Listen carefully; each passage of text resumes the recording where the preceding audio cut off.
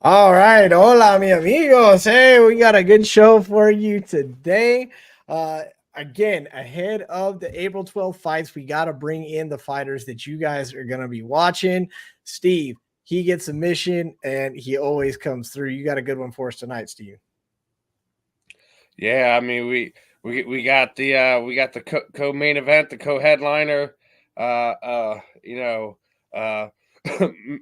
Lozano's gonna be joining us, and he's gonna be taking on the Marine Mike Richmond on the 12th. You know, it's gonna be a fun one for sure. Looking We're going forward to to find out catching how, up with Erick. What's up? yeah, we're going to find out how he feels about it, how he feels about this fight. Is this the one he wants? And of course, we're always going to get to know a little bit about your favorite fighters. So without further ado, let's welcome Erick El Travieso Lozano. Hola, senor. How are you doing this evening? How you guys doing? You guys, how you guys doing? You guys are breaking up in and out, so I could. Well, I yeah, don't know you if it's said my connection or yours, but you said that you're down in Texas right now. Like you're actually sitting in a hotel weight room right now. yes, sir. Are you getting your I am. workout in I here, am. or what? My You're a kids. little ways from Michigan. Oh yeah, I came down here to work out with my cornerman. So I was gonna do the last week of training and then head back and just do the weight cut, which isn't gonna be bad. It's one of my better camps, so I'm looking forward to having an easy cut. And I just wanted to finish off strong with my last week of hard work with my coach. So that's why I Yeah. came back down here. He's gonna be flying out and meeting me out there in Florida. Okay, so you're going to go home first, and then you guys will meet up in Florida for the fight on the 12th. Yes, sir. Is that how you guys normally do it? Do you guys normally like kind of break it up like this, or is it just because No, your camp was easier? down here.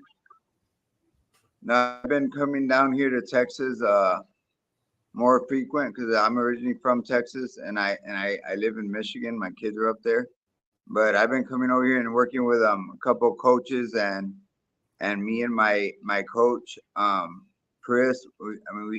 We clicked and I told him, man, I need you in my corner for this one, and we've been working together. He's been helping me out with a couple of different techniques that I like, and we just click, man. So I'm like, fuck it, let's run this. Let's do it together, and we made it happen. So I'm out here working my last hard week of training camp, and then I just go cut weight. Like I said, it's one of my better camps, so I'm not gonna have trouble with weight cut. So after the last fight, you said that this is your time and you wanted a top 5 fighter for your next fight. You got Richmond coming up. Is this a top 5 fighter for you? Is this the fight that you wanted? For sure, Richmond's up there. His last 2 fights were title fights against Mundell and Lorenzo Hunt. I mean, he's got to be up there in the top 5. I think I looked up. Or my buddies told me he was ranked number 5, so that works for me. I mean, but he's been a champion for BKFC. I've already fought some of the champions at BKFC. Lost to Hunt. I was able to beat Ricky, and I'm looking forward for this fight. And this fight, he's gonna get. You guys are all gonna see a different Travieso go in there. I'm a lot leaner. I've been training my ass off. And I think this is my year. Like I said, I'm gonna make the best of the opportunity. Well, you are a guy that's known for not saying no. I mean, you will take any fight. Perfect example. Hey, come to the BKFC, and for your first fight, we want you to fight Lorenzo Hunt. And you're like, I'm all about it. You had no problem with this at all. Oh, for sure. And I took him on 2 weeks' notice at a heavier weight class, so I'm always down to fight. I've been known for that type of person since I was doing MMA. I've fought from welterweight at 170 all the way to heavyweight on short notice, so I'm always down for a scrap. Now, what makes you? I ask all the fighters this. What makes you go from MMA to BKFC, and what skills do you feel translate and give you kind of an advantage or give you your strength?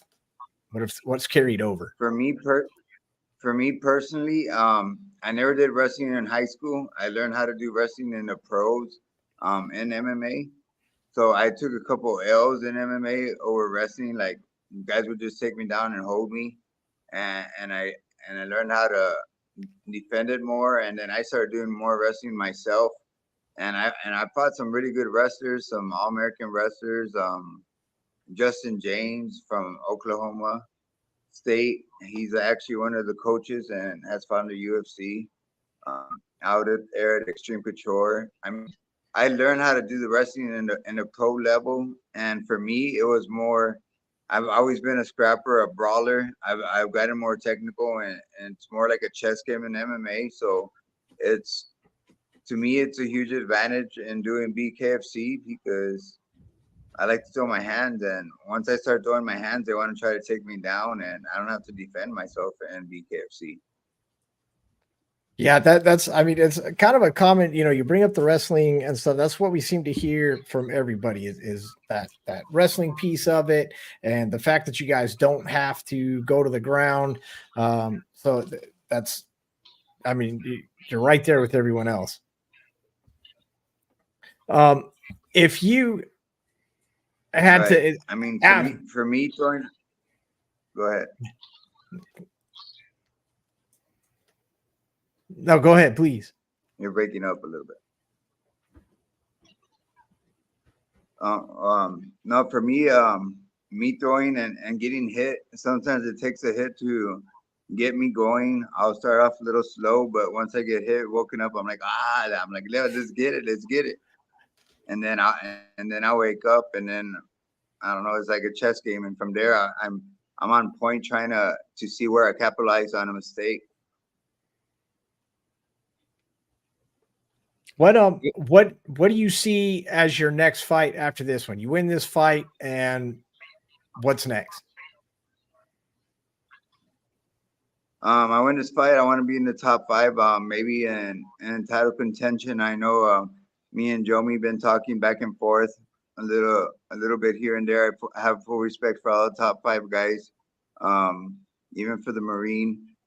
So I hope we could go out there and put a show on. And for me, I just want to be in the top 5 and make a title run. That's what I'm here for, and I'm hoping I'm able to succeed in that. Go ahead, Steven. Now, we've seen a lot of things going on in BKFC right now. One of your former opponents, Mr. Hunt, is currently trying to pick up a third belt. Are you a fan of? I guess his little run he's going on. No disrespect at all. I'm just one of the ones who likes to see a champion defend their belt more than once or twice a year. When you have a guy holding multiple belts in multiple different weight classes, it kind of puts a hold on big fights, Oh, for sure. I understand where the frustration is from BKFC because he's holding a couple different belts, and then he wants to go for a third one where there's people online trying to get those belts, and he's got options, with him being a double champ, and now I guess they took the belts from him, and they're making another light heavyweight champ, but and he's gonna go for his third belt, which if he wins, he'd be a 3-time champ. Which I understand where Lorenzo's coming from, but there's also the business aspect of it from BKFC, and I understand their frustrations. And well, it's already in line, and he's going for the third belt, and now there's vacant belt, so I guess there's win-lose for him. I mean, it's cool that they're vacating and things of that nature, and I get from his perspective, why he would want to do that and go for it. But like you said, there's a business side to this thing too, and I said the same thing when McGregor was doing his thing. I'm like, listen, I believe all champions should be active unless you're injured. You should be defend your belt at least 2 or 3 times a year. If you don't defend it in a calendar year, there should be no arguments that the title should be vacated, regardless of who we're talking about. We could talk about the biggest star in the sport, or somebody who just won the title within a year. So it's not, I just want to see active title fights, regardless of we're talking BKFC, UFC, boxing, combat sports in general. Fans, media members, fighters, we want active champions, right or wrong. I would have to say right, and if they want to be a double champ or whatever, they got to be able to back that up at whatever division they're champs in, and it's more difficult being a double champ, fluctuating in weight and who you're fighting and stuff, and giving other people opportunity. And it sucks for the promotion. So, but I get, like you said, at the same time, they put themselves in that situation by allowing him to go up and continue to chase it. After he won light heavyweight, it's either you stay at those 2 and try to defend those 2, but when you go up for the third, you already said, they already vacated the light, or making another light heavyweight title. So you assume if he wins this one, that the middleweight one ain't far behind either. Right. Let's talk about let's really put you on the defensive here. I want to see you sweat a little bit, because I know or word is that you are actually a Dallas Cowboys fan. I'm a huge Dallas Cowboy fan. So you go ahead and we got it up there. I was we got Erick up there. You got to take heat for that, being up in Michigan, right? I gave him props. He at least got the Michael Parsons jersey on, so he knows at least the right players. I'll give him that much. I get heat all the time for my truck has Dallas Cowboys all over it too. So I get shit out. Everybody knows that's my truck, and they'll be honking at me and be like, flipping me the finger, unless they're my friends and they're like, yay, whatever. But I like fucking with all the Lion fans myself, so I think it's fun. It's all fun in nature, and everybody has their team, and mine happens to be the Dallas Cowboys, and I'm gonna rock them. Like, do you feel like you take? Or no? What was that? Are you happy with the moves or non-moves this offseason or no? Not really, but it is what it is. I think Jerry Jones has to give up his position and trying to control the team like he always has, and give somebody else an opportunity. But for me, I think Dak Prescott chokes, and that's where we need to find is a true leader that's not going to choke and lead us to another championship. Is this Prescott's last year? If he doesn't do anything like championship game, yeah, I would say he is. I will say this. I'll give Jerry credit, the fact that he hadn't already extend Dak, when in years past we would have already seen him extended Dak for the next 3 years on some crazy contract, and regardless of what was going to go on the season. The fact that they flat out said, both of them said they have an understanding, and no contract extension is going to happen this season, I think speaks world to he's at least realizing some of the mistakes he's made in the past. For sure. Yeah, this is his year. It's either going to make him or break him. So I think that's where Dak's at. He knows what he's got to do, and he's got to lead the team to the promised land. So how do you feel about Pollard being gone? There's pros and cons, but right now we don't have a solid back to replace Pollard. So that's where my but we always have running backs that come out, so I'm not too worried about it. Pollard wasn't a star until Zeke started fading a little bit, and Pollard just popped out. And I'm not worried about running backs. We have a good line, and as long as they come out to play, they're gonna be good. But you lost your anchor this year. Jerry let the anchor leave with your left tackle going to the Jets. My what? The left tackle. You said who? Your anchor, your breaking left up, tackle so I went couldn't to the understand the Jets. question. Or He's talking about your left tackle getting shipped off to he the did Jets. go to Jets. Yeah. Yep. Yeah, that's gonna suck for Dak. Now, are It's you his backside. He keeps on getting hit on that side. Are you a Wolverine as well?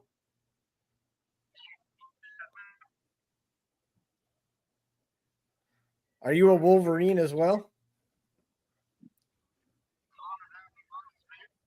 No, sir. I went to the Aggies, but I'm a Longhorn fan. All my family's Longhorns, but they only offered me a partial scholarship to go play for the Longhorns. So I took Texas A&M and became an Aggie, and shattered my ankle my first year, and ended up not returning. I'm sorry to hear about the ankle. You're doing okay though. you're getting to take a lot of frustration out on them. I was gonna say, like, sure. You'd have to be a brave man to give you too much shit about the Cowboys anyway, because like I'm not trying to piss you off. Yeah. You know what I mean, for me, it's fun and games, and outside of the squared circle or outside of the cage, I'm actually a pretty cool guy to hang out with and have fun, joke around with. I'm not one of those guys that's a dickhead and just talks trash. I'm pretty laid back. I got kids. I like that family environment, and I'll have cookouts and just go have games for volleyball. I'll invite all the people in my area, my hometown, or wherever I'm at. I'm like, come on, play volleyball, cook out for all the kids and stuff. Bring all your family. So that's the type of person I am, and I have some boards that are cowboy boards, and then I have my friends that bring their Lions boards, and we talk trash. We play cornhole and stuff. It's all fun and games. It's all part of having fun. Hey man, you ever come to Philly for a tailgate? Let me know. We'll do something, brother. Oh, for sure. That would be a good one. Yeah, for real. I would love to see some idiot Eagle fan try to say some stupid stuff to you. That would be hilarious. Because that would be the fan base that would do it too. Like that would be the one. Yeah, I could talk trash with the best of them. It's just fun and games until push comes to shove, and then I'll be like, nah, I'll walk away unless I get hit or something. Then I gotta defend myself at that point. I think the key to dealing with Eagles fans is just let them chirp. It doesn't matter. Just it's almost like you have to act like you're a deaf man. You just gotta let some of the fans just say what they're gonna say. Once you go back at them, that's when it becomes something. Oh yeah, there's a couple Eagle fans out in Michigan that I be chirping with all the time, and one of them is one of my good friends' brother-in-law, and yeah, he's always chirping. It's fun and games. I love it. We go watch the games together. It's fun. I still think the best clip of the last handful of years of Eagles fan was when Joey Bosa was coming into the stadium. Oh yeah, before the 49ers game, but before the NFC Championship game 2 years ago. I still think that's probably one of the best clips I've seen over the last handful of years. But I mean, I still think our rivalry gets overinflated by the media when you really think about it. I still feel Eagles fans and Giants fans are probably the biggest rivalry because it's the longest one. I just think publicly our rivalry has kind of been glorified, I guess. Yeah, we've been doing splits, so I think it's fun and games. That's the truth. It's not one-sided, so and every game's exciting. They make it exciting, so that makes it even better to watch. I don't think we've had a sweep in the series in some time, and that's it. I want to get your take on it this year. Our division is the longest running on not having back-to-back division champions. Do you feel like the Eagles will make sure that flips again this season, or are your Cowboys going to break that trend this year? I'm hoping they do. I mean, Prescott's on the hot seat, so I'm hoping he gets hot and show that he's worth the money and keeping him and getting that contract. You got to play good in the contract. Just got paid, and everyone was tearing him apart last season with the epic meltdown that we had last year. So you can say the same thing over here. It's going to be an interesting season. All I say is I think a lot of teams got better, some parity across the board. buckle up, fans. It's going to be a fun year. I think everyone has a reason to be excited about their team, regardless what division. I think outside of a handful of teams, really, I think every team has something to be excited for. For sure. You said, I know getting a couple. I know you're very proud of your Spanish heritage and stuff like that. What do you do at home to kind of enhance that with your family and your children and stuff like that? Well, I'm always representing Mexico. My dad's actually he was born in Mexico, and my mom was born in the U.S. and so I'm Mexican American, and I'm proud of it. I grew up in South Texas, right by the border, in the Rio Grande Valley. So I'm always repping the flag, and I'm Mexican American. I rep both of them because I'm American, but I got Mexican blood in me. So I'm gonna rep both of them all day. Is it like, I mean, I don't know if you have a daughter, but do you have a daughter? Let's start there. I do. Is she gonna get a quinceañera? I got 3 daughters. Are they getting quinceañeras? My daughters are already older. They had a sweet 16, and no, actually none of them had a quinceañera. They all had sweet 16s. Okay. What is the primary ethnic food choice in your house?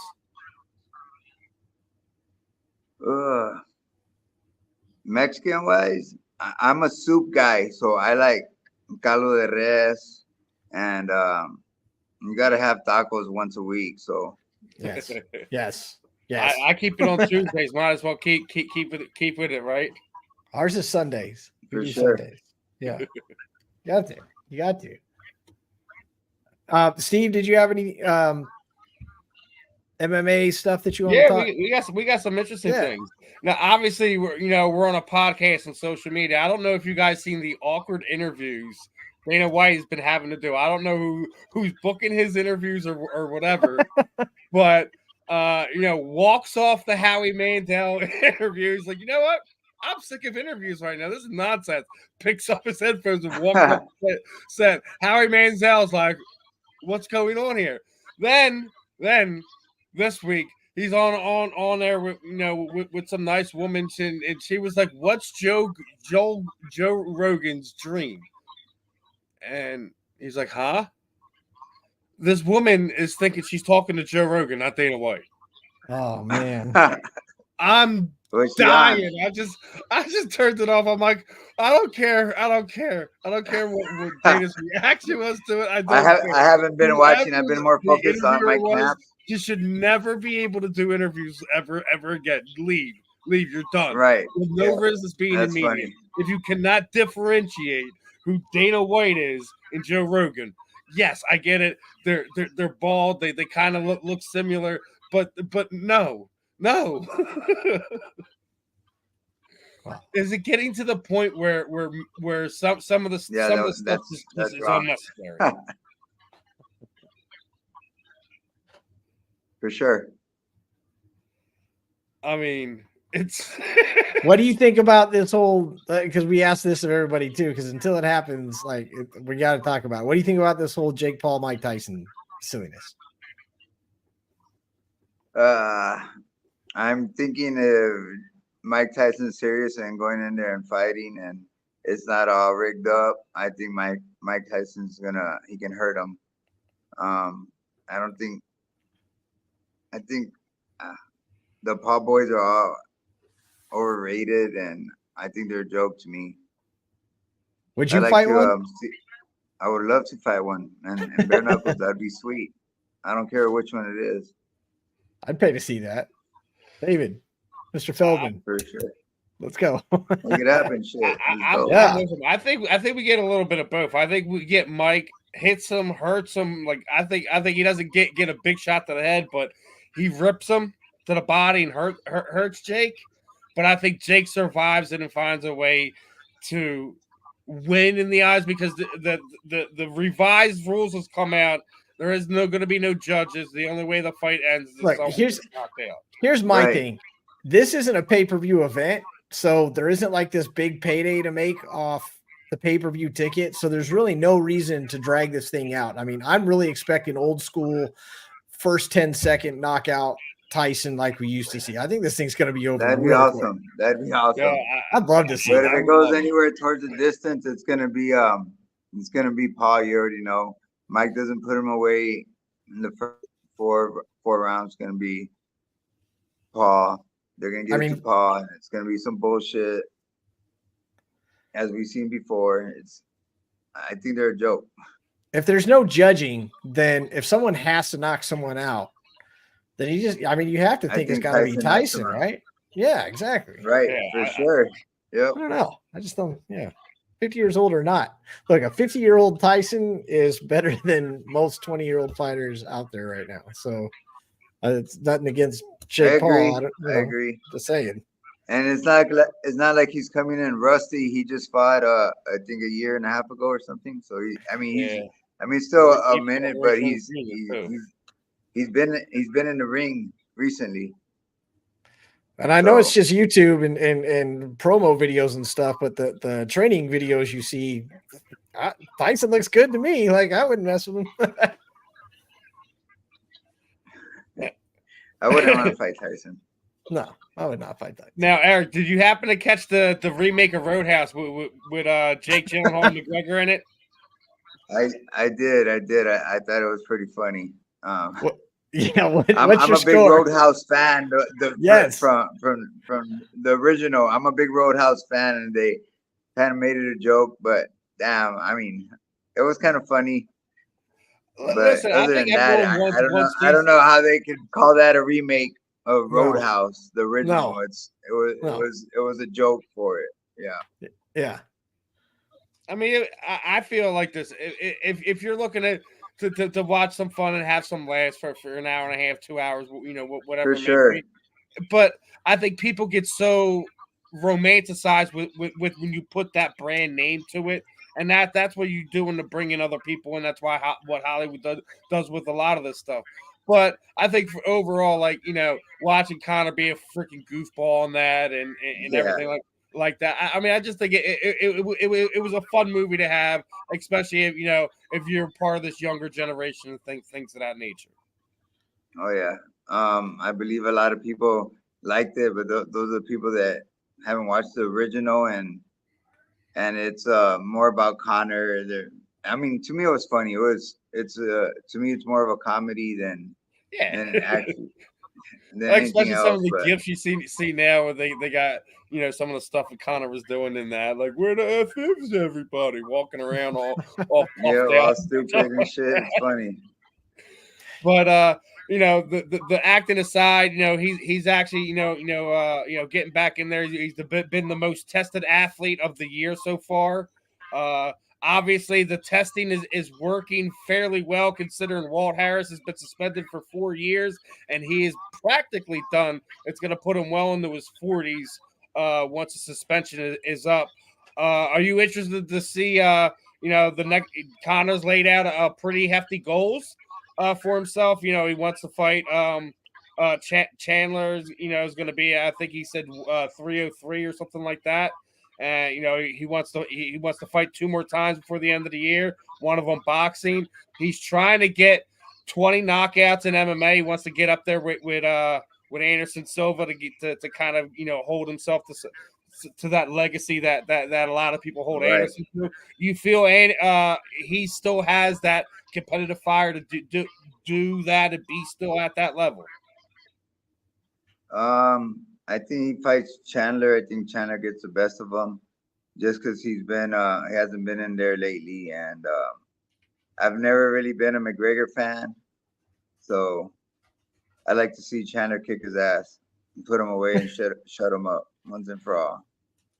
I like the honesty. I like it. We know you're there with your family. We don't want to take up too much of your time. One thing we like to do on the show that I like to do Fox's Fast Five. I'm going to ask you 5 questions. You simply answer them the best you can. They're fun questions. They're meant to be a good time. So if you're ready, let's get started. Go ahead, shoot. after you're done with fight camp and the fight, and you're no longer in camp in fight mode, what's the first meal you're gonna eat? First meal I'm gonna have is I want some pozole. I love having pozole after a fight. Is that your go-to? Mexican soup. Oh yeah, That's your go-to? I love pozole. Extra spicy pozole with lime. Let's get it. Let's get it. When you get that check and you get to move wherever the hell you want to, where's it gonna be? Probably back to Texas. Easy choice. Family, I'm guessing. For sure. Yeah. If you could live anywhere outside of the United States, where would it be? That's a good one. I would have to say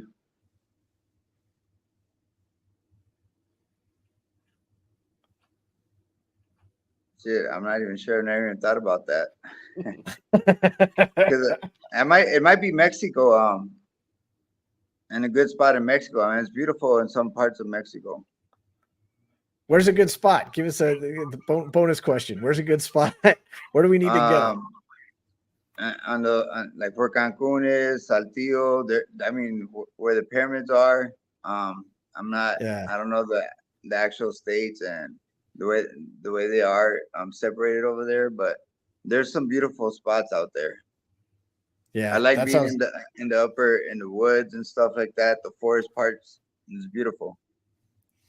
Can your kids fight if they want to fight? If they want to follow in Dad's footsteps, you're gonna bless off on that? I have a whole cage and gym and storage right now because I had my own MMA team before I moved to Texas like 3 years ago, and it's still there, and that's for my kids for when they're ready to fight, and I'm ready to coach. So, any prospects?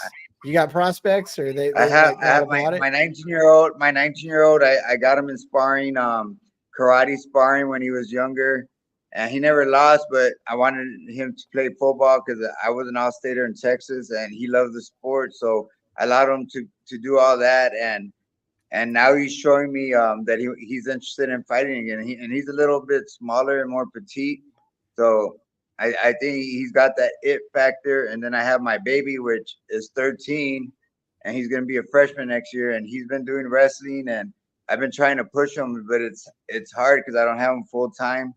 Me and his mom got a divorce, so it's a little harder on me. But he also has that it factor. All my kids have scholarships for something. My son that is showing me interest right now, he's 19. Got a full ride for rugby, and my daughter's softball. So all my kids are athletic, and I'm hoping that one of them fights soon because I'm ready to coach. You are going to be the coach. That's good. That's good to know. Who runs the house? Me.